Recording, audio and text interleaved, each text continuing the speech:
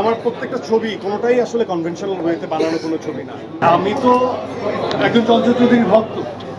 আমি তো তাকে অ্যাডমায়ার করি, অ্যাকনোলেজ করি তার performance.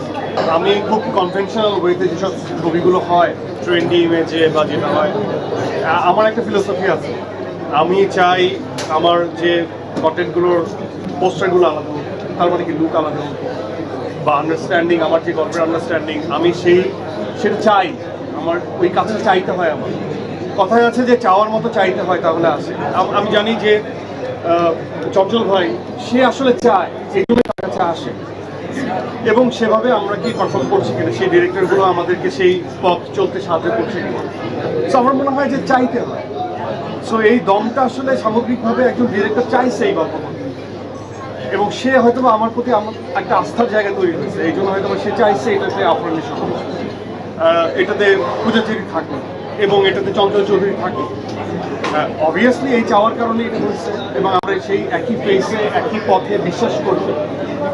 And at the same time obviously আমি তো একজন চঞ্চল চৌধুরীর ভক্ত। আমি তো তাকে অ্যাডমায়ার করি, অ্যাকনোলেজ করি তার পারফরমেন্স।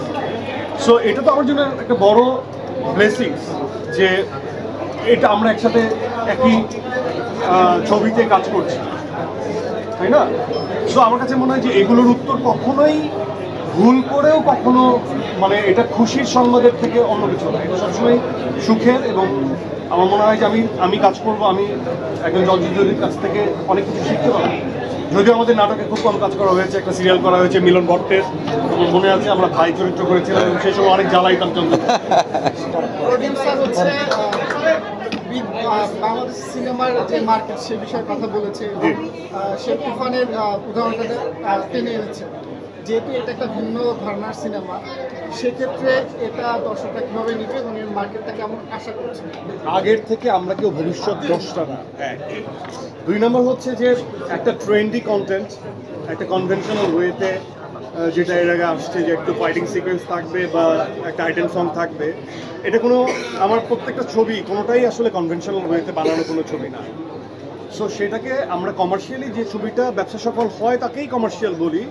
এর বাদেও আমাদের খুব ট্রেডিশনালি আমরা কিছু পার্টিকুলার কনভেনশনাল ওয়েতে বানানো ছবিকে আমরা কমার্শিয়াল বলতে পছন্দ করি। হ্যাঁ, সো এটা যখন ব্যবসা সফল হবে তখনই এটা কমার্শিয়াল ছবি হয়ে যাবে। আপাতত it's a based on a true story, যেটা আমরা সেই ট্রু ভাইবটাকে রেখে গল্প নির্ভর ছবিটাকে আমরা বানাবো। এবং আমার কাছে মনে হয় যে এটা গণমানুষের ছবি। একজন সাধারণ মানুষ সে অনেক সময় লর্জাল ফিল করতে পছন্দ করে যে আমি এক ঘুষিতে 5 জনকে উড়িয়ে দেব, আর একজন মানুষ সে ফিল করে আমি তো থাকলে 5টা মার খেতাম তারপরে মারতাম। এটা ন্যাচারাল স্টাফ।